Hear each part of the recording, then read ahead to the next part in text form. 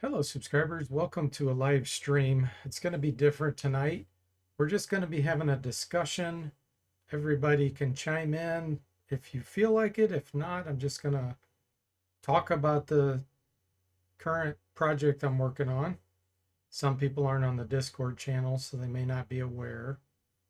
But yeah, it's going to be fun. We're not actually going to play anything, but we're going to just theorize. We're going to talk about tactics. I'm going to talk about the plan that I have for this next game and future plans as well. So, welcome to the stream, Jimmy and Bo. How are you guys doing? Theory crafting stream, that's right. It's going well here, Bo. You're doing good? Glad to hear that. Okay, so the Curse of the Azure Bonds remaster is pretty stable now. I've implemented all the basics into the Gold Box engine that I wanted to do. We have every class available from first edition AD&D, minus like Oriental Adventures and some weird things like that that aren't really compatible. But I am starting on the Pool of Radiance remaster now. And my plan for that is to reuse all the stuff I've already incorporated for Curse of the Azure Bonds. This includes all the options like item destruction, special treasure experience, just basically anything I've added to that engine will be available in Pool of Radiance. The level caps are removed, so you'll be able to get to level at least 18. If you really wanted to, it'd take you ages, but if you played the game for a year, you could probably do it. So that's the situation there. Once I get done with the Pool of Radiance remaster, I'll probably start on Seeker of the Silver Blades. I'm hoping that engine will be fairly compatible with Curse as well, but I'm not sure because I think maybe they went to VGA type graphics. The graphics stuff isn't really that big of an obstacle. The biggest obstacle is the internal instructions in the engine, which is called ECL. That's their SSI's own internal language. So I've already tackled a decent amount in Pool of Radiance. I've at least decoded how addresses work, and I've been able to pull in and have some of the events even fire. So so far so good with being able to have Pool of Radiance just get pulled into the new engine. So my goal is to make that happen. If I can overcome all those obstacles, it really shouldn't take that long before Pool of Radiance is testable, at least by me. I'll do a full playthrough, test out a bunch of areas and stuff. So, it won't be available for public download, I'm assuming, for a couple months. All things go well, though. It could be in that amount of time or maybe even sooner. But that's the whole plan. Hey, and we got Sever and Moody in the stream. Welcome, guys. How are you doing? Jimmy says, I think Secrets is still EGA. There's some great art in that one. Yeah, you may be right. I don't remember for sure. But regardless, even if I get to the EGA or the VGA stuff with like Pools of Darkness, that's not that hard to overcome. The instructions are different. I know in Pools of Darkness, they totally changed their internal language, so that may be a big deal. If I can't fairly easily convert what they've done to this engine, I will basically remake the game with this engine and externalize all the resource files so that they'll be probably like XML driven with images and stuff sitting in folders, so people will be able to actually make their own games by manipulating the data, so you wouldn't have to have any programming skills. But that's quite a ways down the road, so we'll take a closer look once we get to there. Hey Zachary, welcome to the stream. How are you doing? Yeah, the engines are similar. The addresses are the biggest differences. There are some kind of strange differences I've found so far. And the problem is it's very, very cryptic. But that's what I'm working on. Whoa, Moody's on a 15 stream watch streak. Holy moly. And Jimmy, thanks for giving the shout outs to Sever and Moody. All right. So what we'll do, and if anybody has any questions, feel free to post them or comments, whatever. But what we'll talk about tonight is how all these changes could impact Pool of Radiance and the experience. So there's been a few discussions on the Discord server that people have said, either comments they've made or questions and things of that nature. So we'll probably talk about those. There is a bug in Pool of Radiance where there's a well you can fall in, and there is a ring of featherfall in the game, but it doesn't work. So I will fix those kinds of things. I'll make it where that works. I'll make it where the monk, for example, has the ability based on their level to fall next to a wall and not be injured. So in theory, a monk could fall down that well and be okay, depending on your level. So all those types of things I plan on fixing. There's a bug I know where if you get an NPC in your party and you give them magic items, because I've had this happen, like Skull Crusher, I've given them Gauntlet's Ogre Power, killed them, and then I get the experience again. So I'll fix bugs like that as well. Hey, Toothless, welcome to the stream. How are you doing? Moody says, surprised to see Acrobat as a class. Yeah, that's my latest implementation. It's a thief/acrobat. But yeah, all these will be available. The half orc, of course. You will start at level 1, like you're supposed to in Pool of Radiance. I may actually make an option later on to change the town a little bit to make it more like the actual module. And someone recently pointed me, I think it was Jimmy, pointed me to the tabletop map for Pool of Radiance for Flan. And there's a few different types of shops on that. So I may consider changing that. It would be an option so that, you could play the game as it was originally as well. But yeah, let's talk about some of the classes and changes, and let's think about how that could impact your experience. So in Pool of Radiance, you actually hit level 6 cap pretty quickly for clerics and magic users. And for those that aren't familiar, there was only 4 classes in Pool of Radiance: cleric, fighter, magic user, and thief. So now you have paladin, ranger, monk, druid, assassin, illusionist, barbarian, cavalier, bard, and acrobat. So getting to level 6 would happen quickly, and then you're stuck for probably, like, I'd say about 60-70% of the game. All that content, you can't progress anymore. Thieves could go higher, and I think a fighter could go to level 7 or 8, but that was it. So some of the areas, you'll be able to be much higher level potentially when you get to them, which will really impact your survivability. And it'll impact if you want to do solo runs and things of that nature. Jimmy says, starting at level 1 monk sounds difficult. I was thinking, will the paladin with their aura of protection from evil tear up the graveyard? Good question, Jimmy. The answer is yes, for the most part, unless you fight something that casts spells, like the vampire, or something that could use a weapon. Like the vampire has a charm ability where they can gaze at you and charm. There's also wolves in that same fight.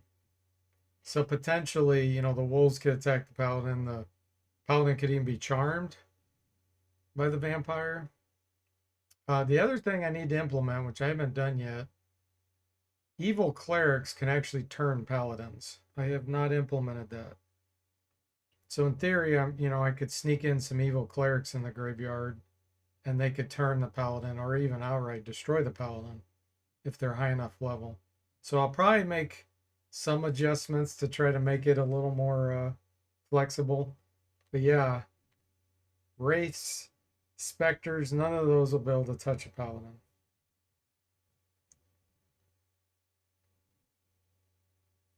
I'm not sure what you mean, Moody. Toothless says level 8 was max for fighters and thieves. Yeah. Yeah, absolutely. Hey, Bowlighter, welcome to the stream. How are you doing? Yeah, the evil clerics turn or summon specters and curse. Yeah, that's the other thing. You'll be able to control those now. So evil clerics can actually choose whether you want to command or destroy. You have to be strong enough to destroy. And then if you are, then you can do a command. So if you get your clerics high enough level and they're evil and you go to the graveyard, you could actually get even the vampire commanded in theory, and you could go the rest of the game commanding the vampire around, which would be kind of fun. So that would be a neat tactic. There's gonna be so many options. You had an interview with the trivia company today? Oh, nice, Moody. I sure hope that works out for you. Awesome. But yeah, the graveyard. Now the other thing is like barbarians can hit monsters that require +1, +2, etc. weapons. In Pool of Radiance, you don't get plus weapons as quickly and you don't get overloaded with them nearly as much. So I think it's once you get to level 4 as a barbarian, that's when you have the ability to hit monsters that require a plus weapon. So that could be useful against like specters and vampires. There is a fine composite longbow in Flan, which gives you a strength bonus when you go to hit with it. So in theory, you could get animal growth or enlarge and get your characters a lot stronger than what you normally could because your magic user or druid could go higher level. So you could potentially do more damage with that even. Jimmy says, I would think with the new engine, magic items would be in even shorter supply. Yes, as long as you enable the economy adjustments. That's correct. If you don't enable economy adjustments, I don't adjust the treasure. But of course, I'll be playing it in hard mode with economy adjustments on, item damage, all that stuff. Moody says, I'm impressed with how you've thought out all of this game and how close it is to AD&D. Thanks, Moody. I appreciate that. Yeah, I do put a lot of time, invest a lot of time in it. I don't like doing things unless I do it to the best of my abilities, so I appreciate that. So let's just go down the line here and see what extra tactics we may be able to use based on new spells, new abilities. So cleric, and we've got so many new spells. I don't even know where to begin.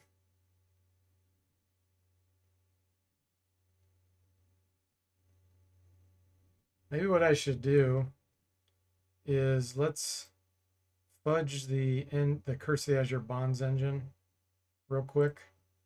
so that we can have characters that are super high level. And let's go through the spells.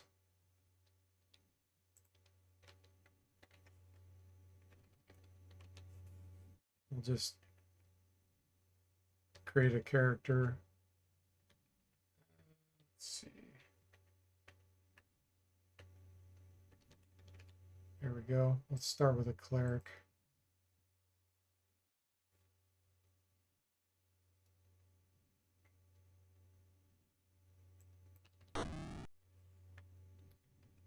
All right. Weapon proficiencies, that's going to be a thing. We'll talk about that later.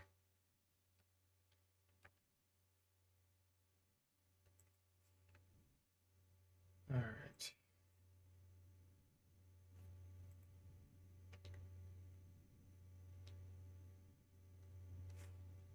So here we go on spells. Let's start at the bottom, the higher level spells. So, I mean, Resurrection will be in the temples, so you'll be able to bring your elves back. The game was bugged originally where you could bring the elves back anyway. But that'll be a thing. Energy Drain. I'm trying to think. I mean, Energy Drain permanently destroys something once they get to level 0. Otherwise, it'll remove abilities of those once their level drops below that. So, like monks and barbarians and druids and all those that have special abilities at certain levels, they would lose that level, or lose that ability. I don't see that as a gigantic advantage. Now, in a duel, that would be a major problem. But I'm planning on refactoring all the duels. Like, I'll leave it if you want to do it the way it is in the original game. You could turn that option on, but I plan on redoing it so that Rolf isn't like a clone of you. I always thought that was so dumb. So I'd like to somehow refactor that. And if I did that, I might make you duel against another character or something that's super strong or kind of related to your level. And in that case, you might fight someone that has energy drain, and they may energy drain you in the duel.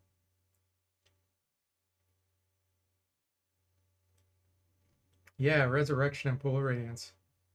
Jimmy says, I was thinking with the added jobs and spells and abilities, you might not even want or need to use the Dust of Disappearance. Yeah, absolutely. Very true. Yeah, and you could do solo runs if you wanted. I mean, there's going to be so many options. So Unholy Word and Holy Word, those actually, I mean, it would take you a long time to get a cleric that had those. But Holy Word in the cemetery would be ridiculous. Like, you could destroy so many undead with that. You'll fight a lot of evil creatures anyway, too. Like, the Buccaneers, and I'm not sure what kobolds are considered in that cave. I know trolls are evil. So, I mean, the cleric's holy word could be super strong. I mean, you could even use unholy word when you fight the people in Flan. If you attack the guards, they're probably considered good. And you could do an unholy word. Earthquake. So there is going to be a lot of fights outside because there's a lot to explore in the overlands and Pool of Radiance. So that could potentially be a thing. And I'll probably introduce some really strong monsters out there. Maybe even have a level scaling option that you could turn on so that it would detect if you were high level, it would start giving you much stronger monsters. Restoration, you already get enough of those scrolls in Flan, but I mean, having the spell, I guess, is okay. Jimmy says, yeah, if you wait a really long time to level your cleric, it wouldn't matter if the graveyard is overflowing with undead. Yeah, exactly. Find the path, that's only if you get mazed. That's kind of a silly spell. I mean, later on, I'll probably implement more with it so that like maybe getting out of the maze, the pyramid. There's a maze aspect there. I might implement this so that you can automatically get out of the maze. That might be a thing. I should probably make a note of that. Because there really aren't many mazes in the game. But if you have the maze spell cast on you, and you have this spell memorized, your character will auto cast it and get you out. That's already a thing. Let's see.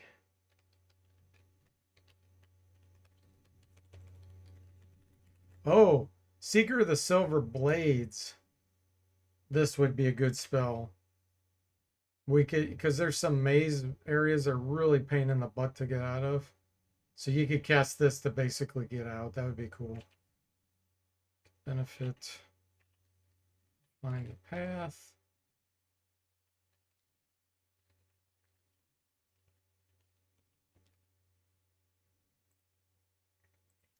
Hero's Feast, yeah.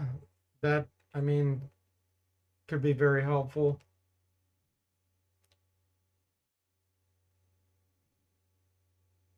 Let's see what bonuses we get. So you're immune to poison. You're cured of disease. You're healed. So there's quite a few poisonous creatures in Pool of Radiance, actually. And there's also Thri-kreen, which can paralyze you with their poison.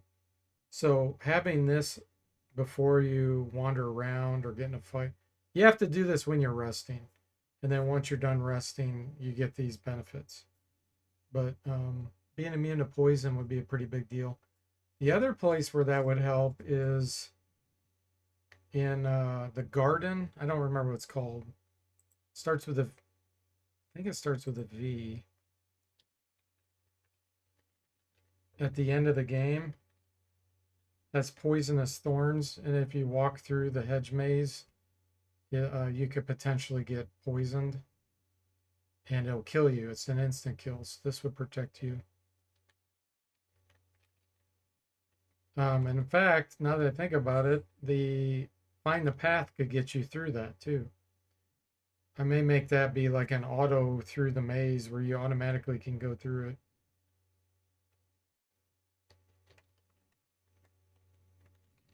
Poison with Heroes Feast.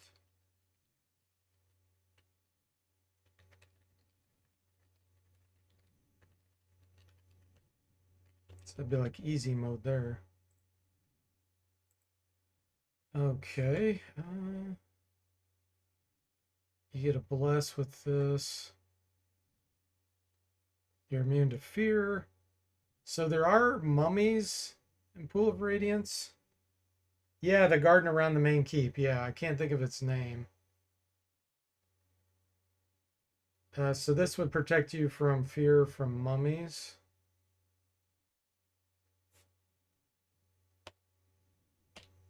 Okay, so that could be interesting. Jimmy says, that was a thing I read recently. Just about every guide says the overland fights in Pool of Radiance give treasure and items, but the game only gives gold and gems, so that might be a bug. Yeah, I mean, I could look and see if it is supposed to give items, like if they have that in the data files. But yeah, there'll be adventures you can run across, just like in Curse the Azure Bonds. And I'll probably put stronger monsters out there if you turn on level scaling or something. But that'll be version 2 or later. So conjuring, of course, is going to be beneficial. Heal and harm. So harm, I'm trying to think if there's anything that has a lot of hit points in this game. I'd like to make it where you could fight the bronze dragon too, because I don't think you could ever fight him. Or is it a silver dragon? There's some dragon, might be silver, that you talk to in a cave. So harm would work well on something like that. But there's really, I don't think, a lot of things with lots of hit points. Ettins, it would work good against them. They have really high hit points. So yeah, that could be beneficial. Insect plague. I mean, yeah, that could definitely be beneficial. It takes a really long time to cast, though.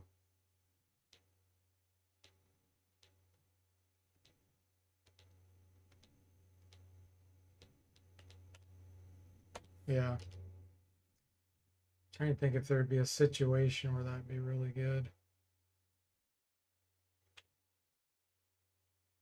I mean, true seeing is definitely beneficial because you can see all the stats on the enemies, and they'll have their attributes and things adjusted, just like I did in Curse Azure Bonds.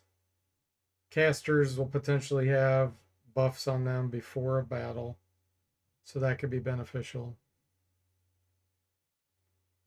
Okay, all these are standard spells: Slay Living, Flame Strike. You guys know what those do. Dispel Evil. So that's mainly against like demons and stuff. Devils. I think it might work on Ifrit. I'm not 100% sure of that. The only Ifrit in the game is if you use that Ifrit bottle.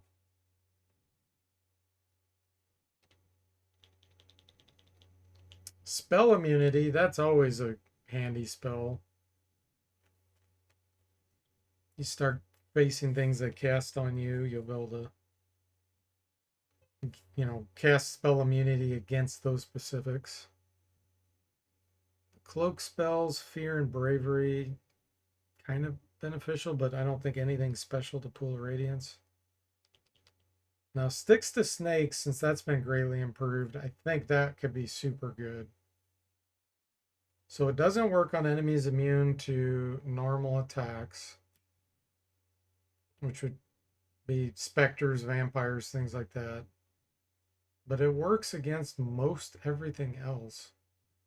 It's great against Eden, who are really tough. You run across tigers or things outside, be great against them. It's especially good against things that do a lot of damage, like fewer enemies that either do a lot of damage or have high hit points, because it only impacts one. So let's think about evil creatures. Like Jimmy said, there's a lot in the graveyard. So protection from evil, 10-foot radius would help tremendously. I think things like Eden are evil. That's probably a good mix of neutral, evil. There's probably not a whole lot of good you'll fight. But anyway, this spell could be beneficial. For those that don't know this, protection from evil and protection from good and protection from good 10-foot radius protect you from evil and good attacking you with natural body weapons. So you don't get the bonus to saving throws and the hit bonus if they're using a weapon, if they're not the alignment you're trying to repel. But if they're trying to hurt you with a body weapon, like a punch, a bite, a tail sting, protection from good protects you from evil and good. So it's actually much better in that situation. The only time, like I said, it's not good is if you're fighting evil that have a weapon equipped, like a sword or something, or cast spells at you. But just a little tidbit if someone didn't know that.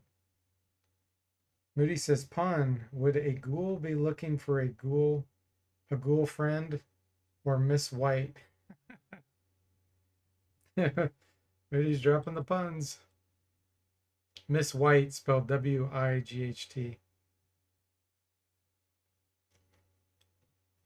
Okay. Rest of those are self-explanatory. So Flame Walk.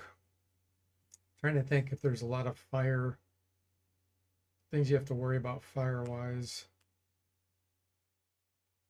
I don't really think there is in Pool of Radiance. No. So Flame Walk's not very beneficial.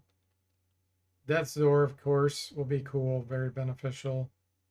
Negative plane protection, super beneficial in Pool of Radiance. So that could really help prevent level drain. Now it only absorbs one attack, but still, I mean, that's still a big deal if the undead go first, like a Spectre. Animate Dead. Yeah, could be beneficial. I mean, the original game had it anyway, but you get to bring the zombies and skeletons along with you in this engine. So that's kind of cool. Let's see, any of these others, most of these are the same. So you start out at level 1. So let's consider the level 1s, the new ones. So remove fear. I mean, if you're facing mummies, you get remove fear during the fight. That could be beneficial as a level 1 spell. Toothless said would be great against the whites in the graveyard. Yeah. Rudy says great choice, especially if you have outer plane adventures. Toothless says Drain was also bugged, so when you restored your levels, you would lose any experience you gained toward the next level. That's actually how it's supposed to be, Toothless. I did research that. So in the original rules, you are not supposed to get back the experience that you lost on that level. So SSI probably got complaints, and that's probably why they fixed it in the later ones. But Pool of Radiance actually did it right. Yeah, it is brutal, but that's how it's supposed to be. I know. It's not a big deal if you're low level, but yeah, if you're high level and you earned a ton of experience, that is painful. So, yeah. I probably will leave it so that you do not get your experience back. Because that's how Gary Gygax wanted it. I mean, it kind of makes sense. Kind of makes sense. You're fighting evil undead creatures, you know. So you just don't want to. Yeah, I could make it an option because I do see a lot of people would probably object to that.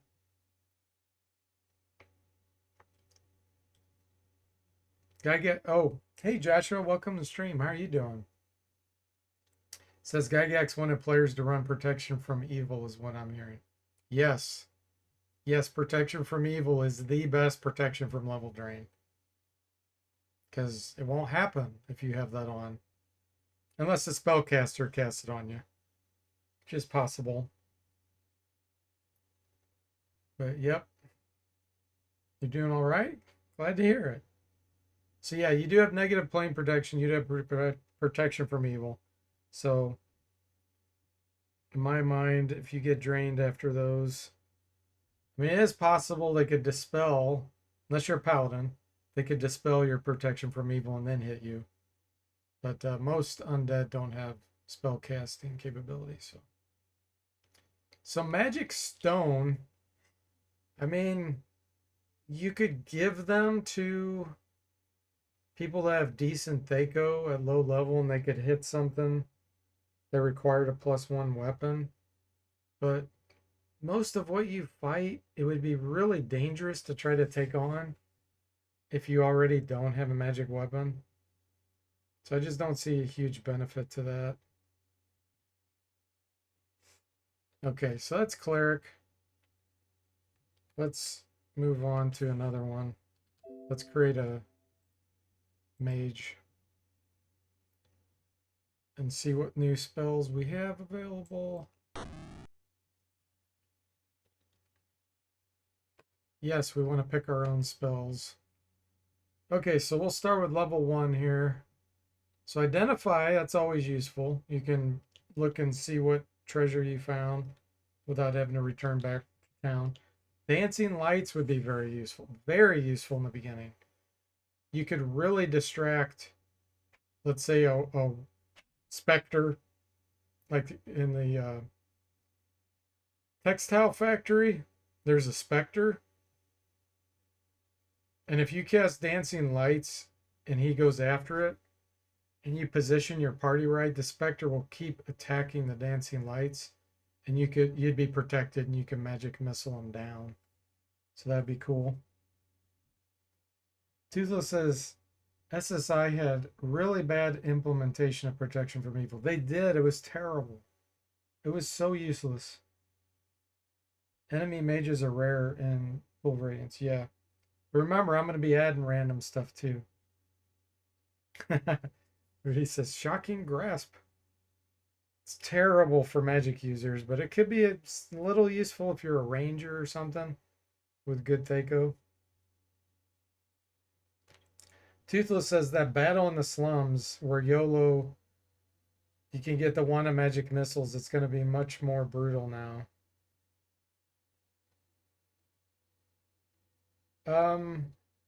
You mean brutal for you because he could have different spells?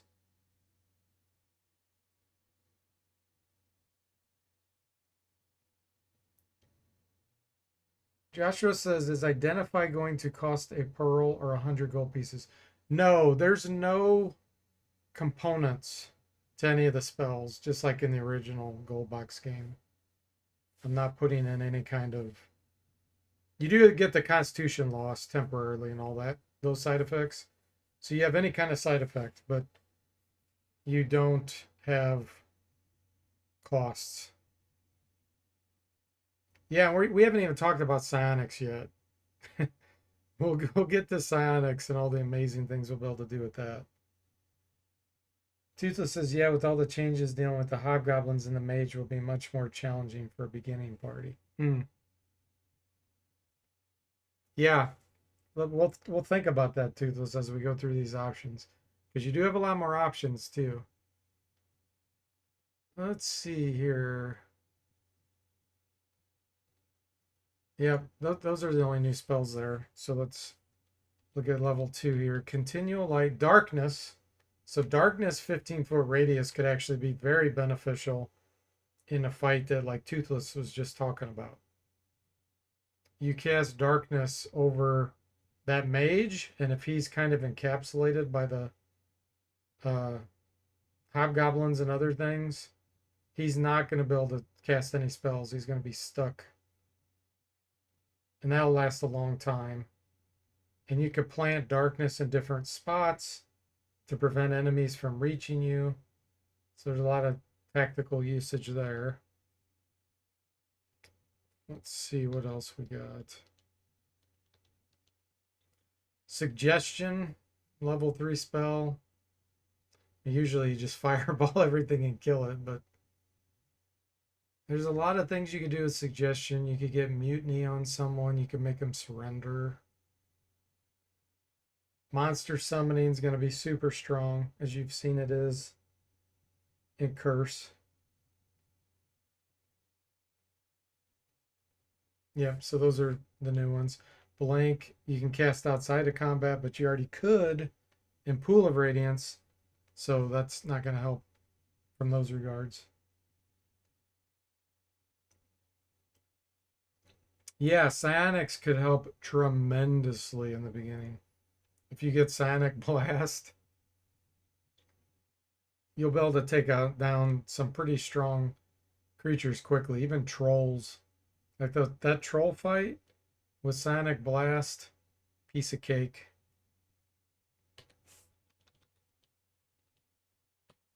Okay. Man, so many level 4 spells. Yeah, because trolls are dumb. So Psionic Blast can actually just put them in comas or kill them outright. Wall of Ice. Man, lots of options there. Lots of options for shooting monsters, trying to keep them back using ranged weapons, or just protecting a bunch of casters. and not allowing melee to advance on the casters. Same with plant growth, similar concept. Same with Wall of Fire. More monster summoning. Stone Skin, another fantastic spell to help protect against level drain. Because if you had that and negative plane protection, you'd get 2 hits before you could get level drained. I'm trying to think. I don't think there's cockatrices in pools, is there? Actually, there might be. Let me look. Well, it protect against phase spider poisons, ghoul paralyze, because there are ghouls. What else? Drider paralysis, Thri-kreen paralysis, giant snake poison.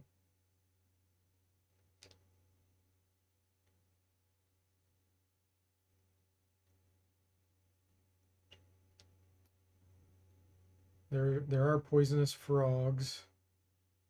But I mean, you would be done with that area before you got level 4 spells. Mummy disease. Yeah, there's a lot of things that would help protect against. The large scorpions that can paralyze you.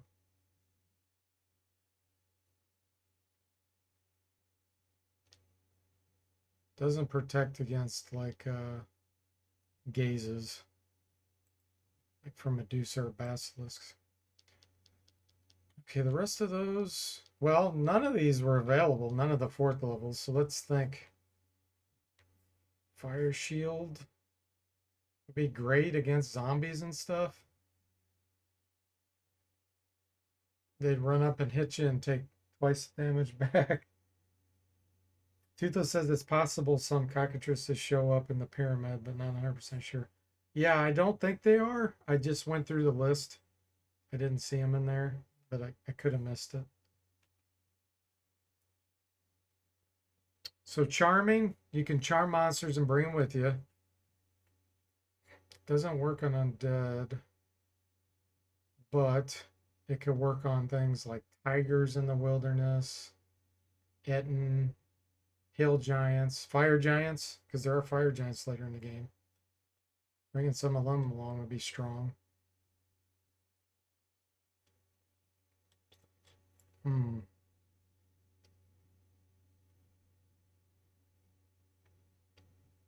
Dimension door. Dimension door actually could be super good in some of the really big fights to get positioned where you need to be. The Cobalt Caves is the one I'm thinking about right now. There's several waves to that fight. So that could potentially be useful. Fear is actually a lot stronger now because enemies are guaranteed to get away if they once they reach the edge of the battlefield, as long as there isn't an opponent like 2 squares away. It also is detrimental to you because if you have fear on you and your character reaches the end of the battlefield, they're done.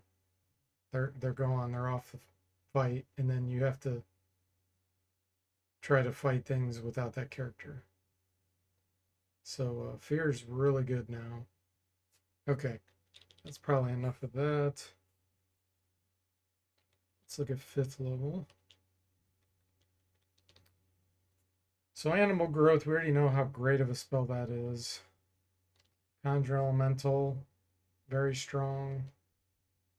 Most things would not be able to hurt the elementals because they need +2 weapons or hit dice of maybe 7. There are some monsters that have 7 hit dice, but not a ton. And all those are kind of standard. Cloud Kill would kill most things in the game. And if not, it would do the poison damage I added in, on the successful rounds afterwards. So that could be useful. And then Man, if you get to level 6 spells in Pool of Radiance, it's possible, but you spent a lot of time doing all the content and grinding. Death spell would destroy most things. Anti-magic shell. Super strong. I'm trying to think if there's a lot of spell situations where that would be crazy. Not really. I mean, you could fight all the guards. Solo character with an anti-magic shell on them. None of the mages would be able to hurt you.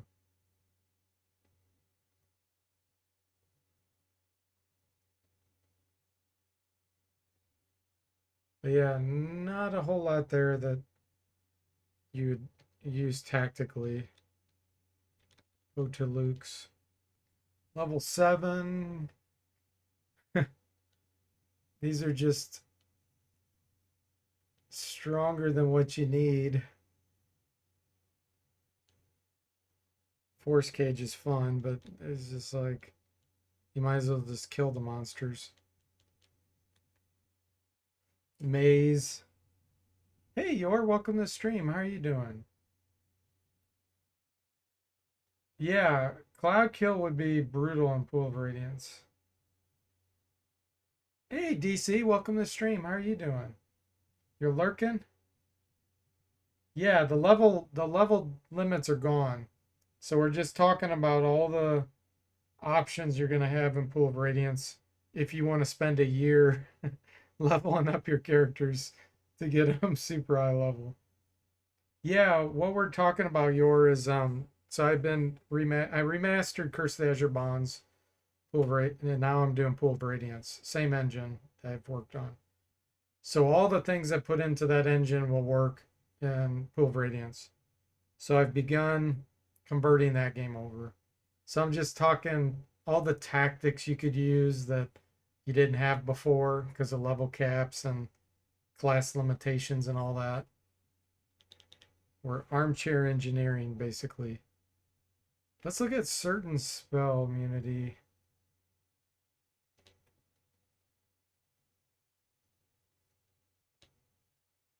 I know it protects you against like suggestions and stuff.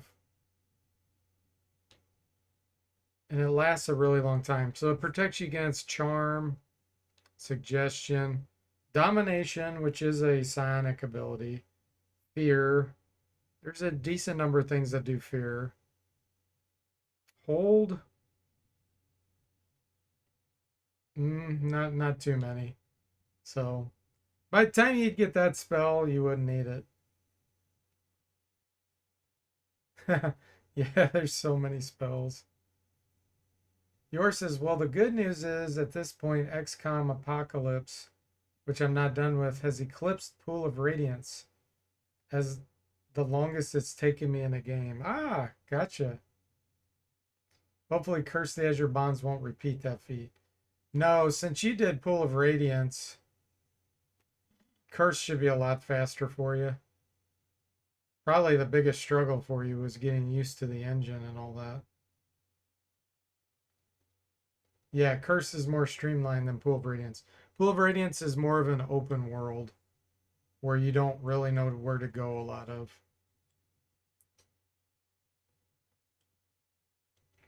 Yes, spell immunity. Moody spelled it out. IMMU.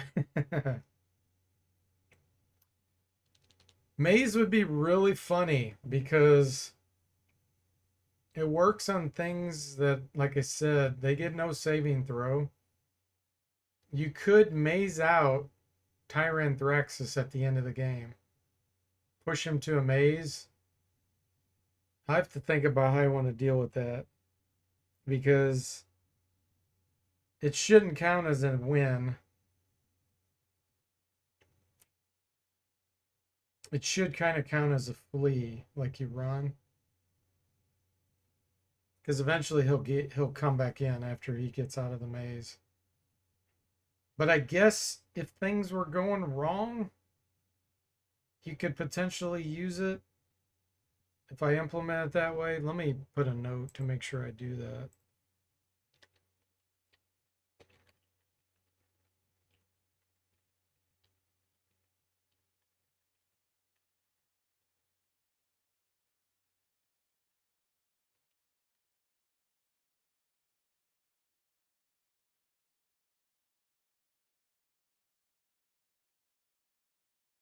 Because normally if you run and characters are dead, they're permanently gone from your party. They disappear from the roster. So I guess in theory, if things were going wrong, I don't know why they would be if you have a level 8 character or level 8 spells. It should be a piece of cake to kill Tyranthrexus, but you could maze them out and then leave, take your dead bodies with you, go back to Flan, bring them back, and then fight Tyranthrexus again. I don't know. Seems kind of goofy, but let's see what else. Big B's clenched fist. You're not gonna fight a whole lot of things that are that strong where you'd need something like that. Otto's irresistible dance, same deal. Okay. And then finally, 9th level spells. Meteor Swarm.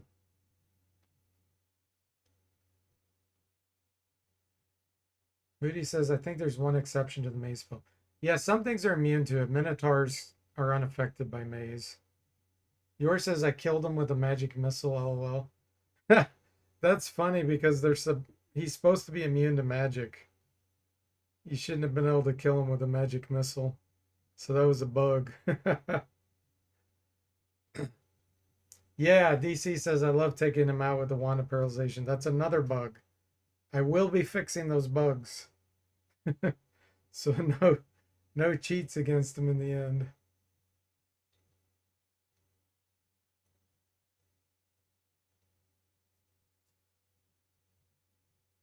I'm not sure what you mean, Joshua. They get a sudden glute of ones.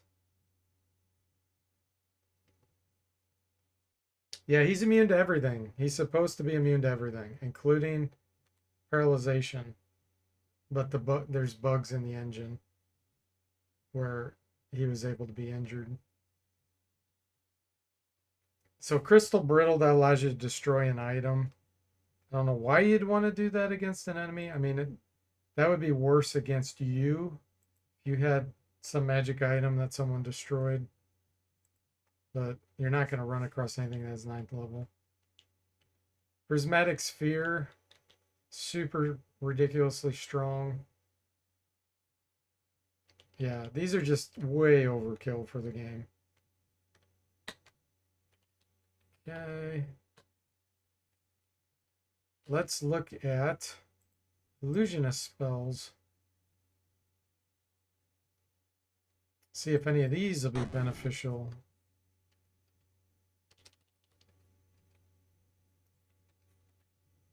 All right, darkness, yes. That's going to be very beneficial in the beginning. Gaze reflection, I mean, you can have mirrors. So, not much point to that.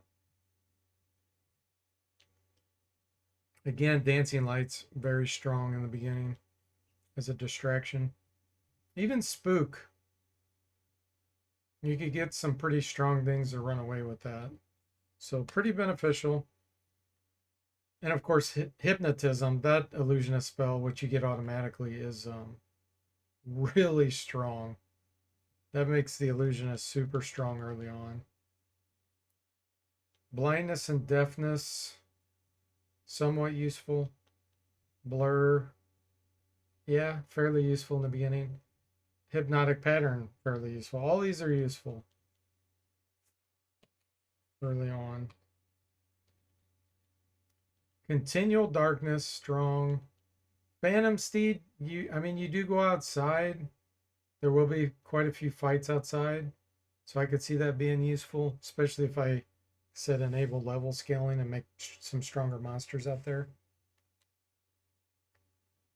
DC said, would permanency be useful in Gold Box? Yeah, absolutely. Permanent enlarge or permanent invisibility, that is super strong. Even detect magic, permanent. The party that is, they just roll one after one after one to hit despite being 17 plus. Oh, okay. Yeah, gotcha. Yeah, chromatic orb will be more useful in this game than it was in Curse because you'll fight a lot more low level enemies. So chromatic orb early on will be pretty strong. In Curse the Azure Bonds, the illusionist does not have good enough Thaco for it to be beneficial.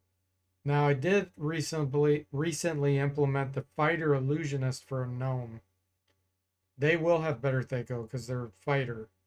So a gnome fighter illusionist will do better with a chromatic orb. Or an illusionist thief.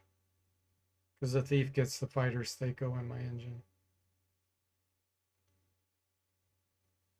Oh no, permanency doesn't work on items. No.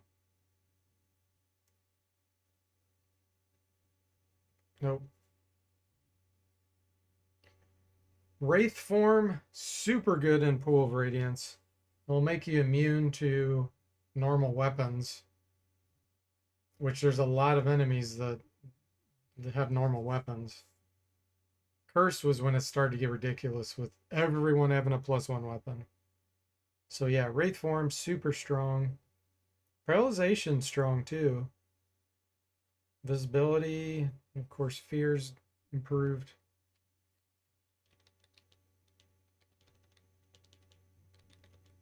All right, level 4. Solid fog could be useful to block enemies from being able to reach you.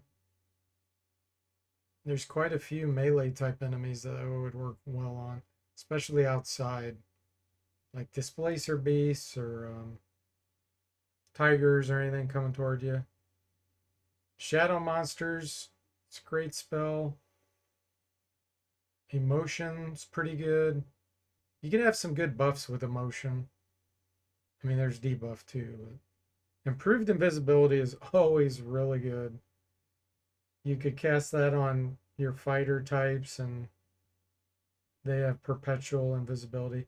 Unless they're fighting things that are smarter, because I did fix invisibility the way it's supposed to be.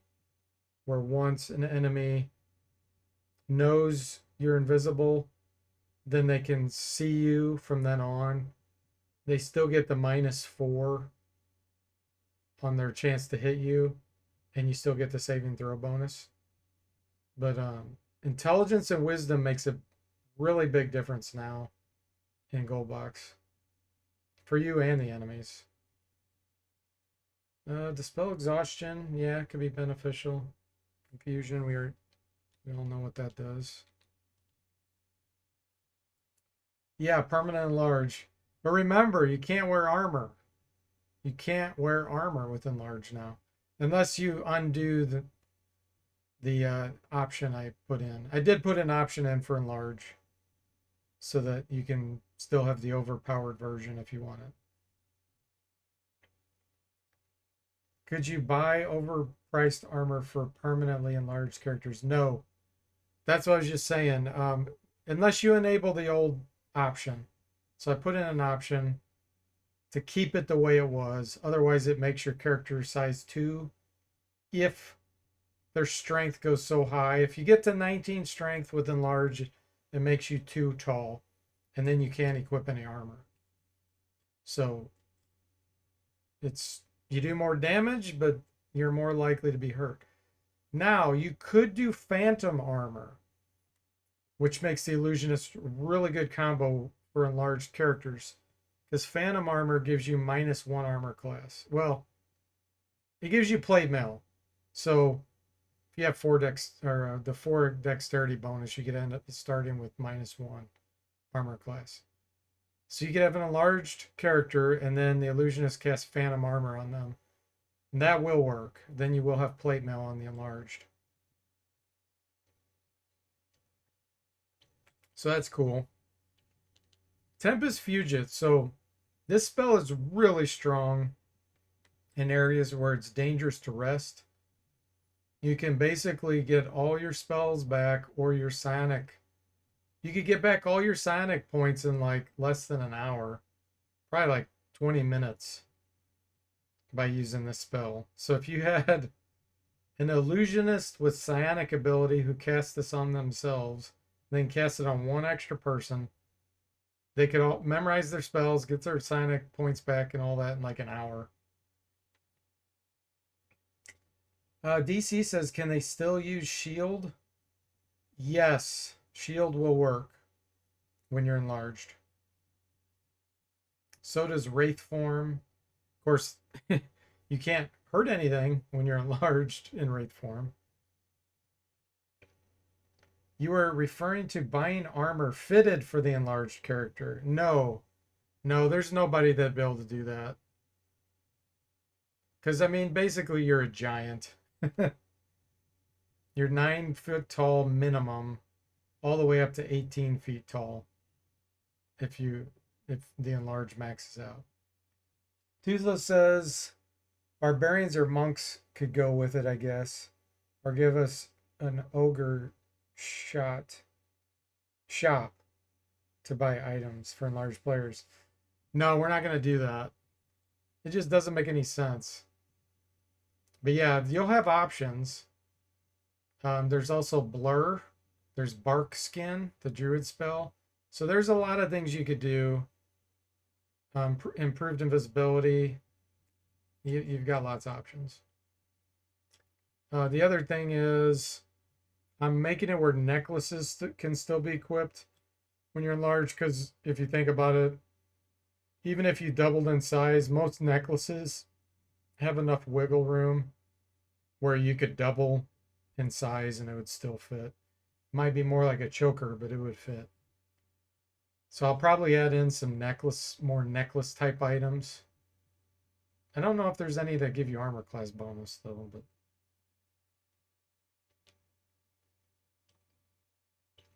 projected image could be very beneficial.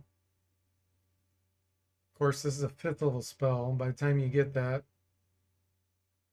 so you could project your caster somewhere else and have them casting spells from that spot.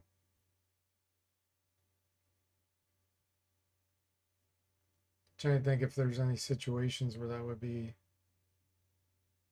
Some of the undead fights, that could be quite useful.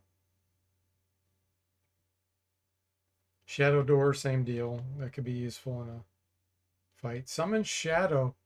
So here's the cool thing about Summon Shadow. If the enemy's strength gets drained to 0, they become a shadow.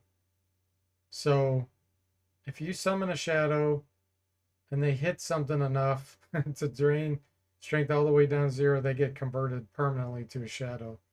I don't know if there's anything tough enough that would benefit from this.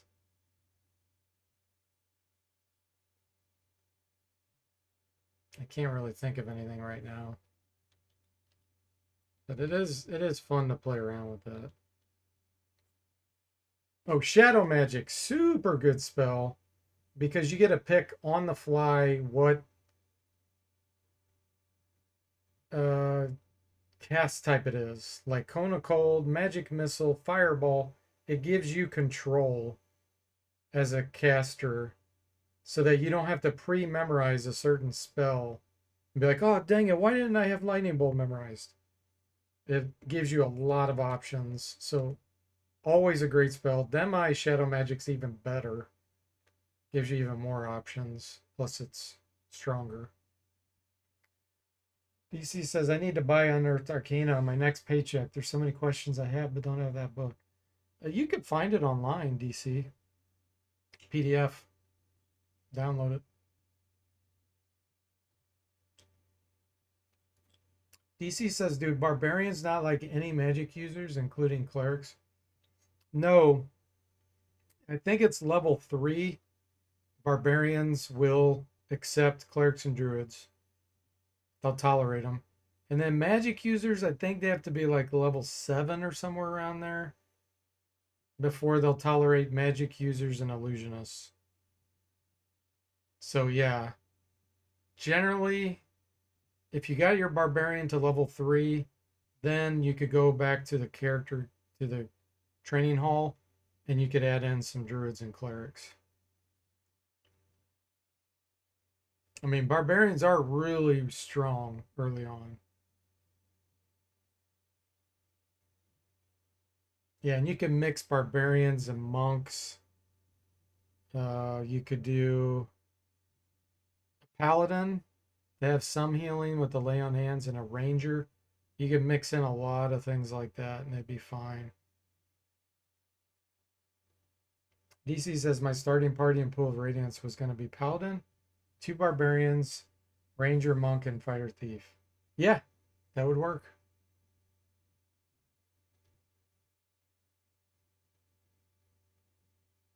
But you need the pages, as in to turn them. Oh, you just want the physical pages, not the PDF. Gotcha. Shades, that's another summoning spell. Mass suggestion. I mean, it's good, but nothing game changing. True sight's good. You could look at all the stats on the enemies, know what they have. Death fog hits a huge area. Trying to think. I mean, outdoors that would be great, but by that time, do you really need it? I'd really like to introduce fights that had armies to make something like that useful, but I don't think it makes sense in Pool of Radiance or Curse of the Azure Bonds. All right, finally, there's only 2 level 7 for Illusionist. Both of these are brutally strong. Prismatic Wall and Prismatic Spray. So it doesn't really matter. If you had those, they would work on pretty much anything. Ah, look at that. We got some psionic points there. Let's see what we got for disciplines. So we wouldn't be able to use Psionic Blast against non-psionics because you have to have 100 psionic power for that to happen. You can still pick it in case you face other psionics, which is very, very, very rare. But let's see what we got just for the heck of it. We got Empath. That's an interesting ability. Allows you to see some buffs that are on the enemies. Things related to emotion or hatred. Like if they don't like dwarves hate orcs, you'd be able to detect that kind of stuff. But it's probably one of the weaker psionic disciplines. All right. Let's talk about some of the non-casters. So Paladin, yeah, they're super strong. You do have to give up some of your items. They do sacrifice. So that will eat into your money and your experience you gain because of that. But I mean, their protection from evil aura is going to be so strong. Joshua says leaning toward Monk Cavalier. If I can have him adventure with a half-orc cleric assassin, a ranger cleric, the eventual bard fighter, to go mage later. Oh, an eventual bard, and then a separate character that's a fighter that changes into a mage. Okay, gotcha. Yeah, Cavalier can go with the cleric assassin, no problem. So no issues there. Paladin won't accept evil, so you can't have a paladin in a party with evil. And assassins have to be evil. So you can't mix those. We already know all the things about rangers. Monks, let's see.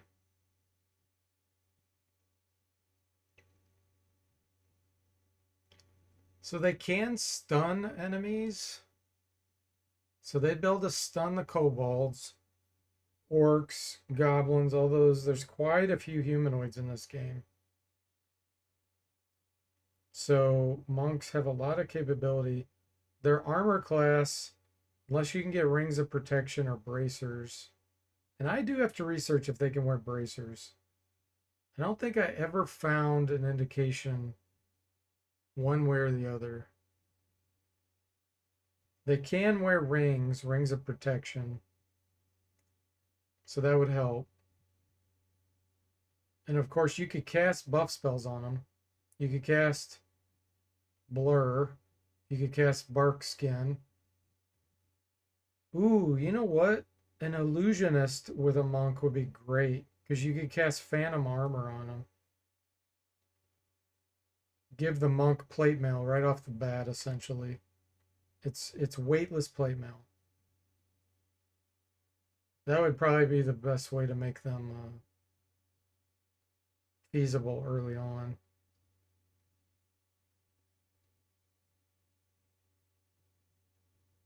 Yeah.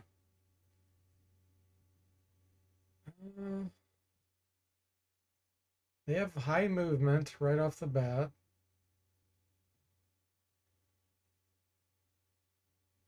Yeah, I think they would do okay in Pool of Radiance. Especially, like I said, if you had an illusionist with Phantom Armor. Druids? There's a lot of Druid spells that would be very beneficial. I feel like the Druid would be more beneficial than a Cleric in Pool of Radiance. They've got nice combinations of offensive and defensive. The summoning spells. I mean, Cleric will get a summoning spell eventually too, but Wall of Fire, for example, on the Druid. Yeah, there's a lot of advantages. Okay, Assassin. So they can use poison. You're going to be fighting a lot of things that be vulnerable to that. You do have to get fairly high level before you have Blade Venom. But since I have fixed Backstab and Assassination ability, I think they do pretty well. Especially if you do things to boost their Thaco.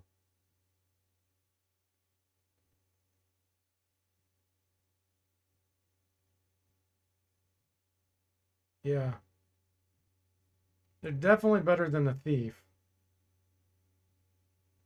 Now, there is the Acrobat, which is a new class. You won't be able to start at that, though. If you do an Acrobat, in Pool of Radiance, since you're level 1, you have to get your Thief all the way to level 5. I put a warning in here. In Curse the Azure Bonds, you qualify immediately because you start level 6 as a Thief. But in Pool of Radiance, you'd have to get your Thief to level 5. Then they become the Acrobat. Then you have evasion capability, and that's a pretty strong ability. So, yeah. I think the Acrobat would be more beneficial in something like Curse, where you naturally get to a higher level.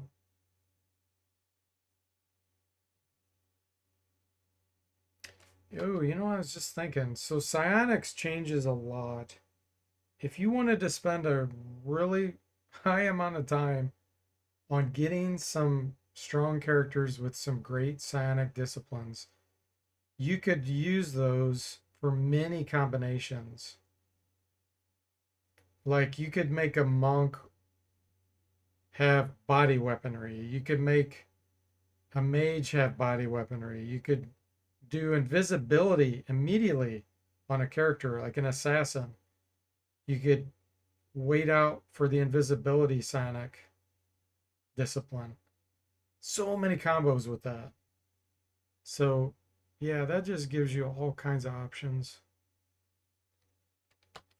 And of course, all the weapon proficiencies. You'll be able to buy acid, flasks of oil, holy water. I don't know if I'll make it where you can buy poison. Maybe. Assassins are the only ones I allow to use it. But unless you're evil. If you're evil characters, you can use poison. And there's only a handful of classes that can. So that could be interesting. What else do we have? Cavalier. So you will be outside a decent amount. So taking advantage of the mount. If you had a female elf, you can have a unicorn.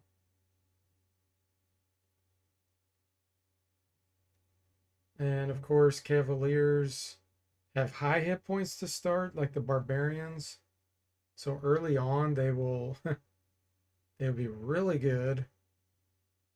Help survive against kobolds and all that. Cavalier also has a special ability where they get knocked down. They will keep fighting until their hit points become so negative. And I think it goes up based on your level. So very, very strong. They start getting multiple attacks earlier. So there, yeah. Both those classes would be excellent Pool of Radiance. Bard takes forever to become a bard. I'll just do this so you can see. So you first have to start as a fighter, and then once you reach level 5 through 7, somewhere in there, you must switch to a thief. Then you have to get all the way to level 5 through 9. Then somewhere in there, you have to switch to the bard. And then that's when you become a real bard. It's starting level 1. And that's when you start learning druid spells. Yes, assassins have to be evil, Toothless. What I was talking about was if you're an evil fighter, there's a few classes that I allow to throw poison. They have to throw it like a vial. They can't put it on their weapons. But if you're evil, there's some classes that can do that. Joshua says, are you able to stack flasks of oil and or holy water in the same slot? If you want to clarify what you mean by that, please do. But I've eliminated, well, I haven't eliminated. I give you 80 item slots now.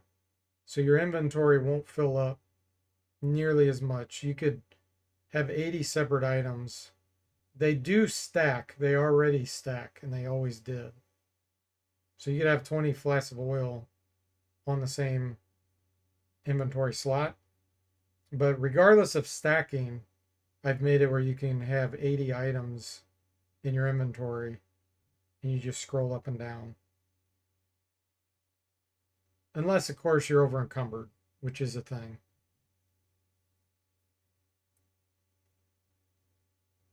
Okay.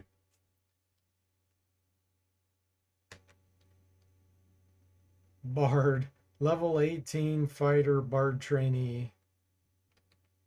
130 hit points on that one. Look at that. Let's just get another psionic ability just for fun. See what we get.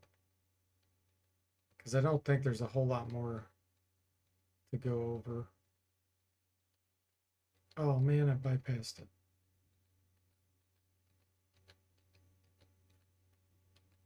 Let's see what this fighter would have had. It's hard to get psionics. It's been a while. Ah, gotcha.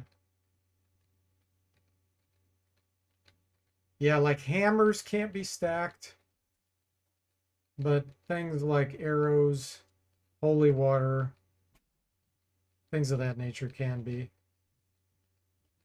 But yeah, we'll look at one more psionic just for fun to see what we got, and then we'll be done for tonight. Yeah. Excited to keep working on trying to decode the... Oh, I bypassed it again. I blinked. Eyes are dry.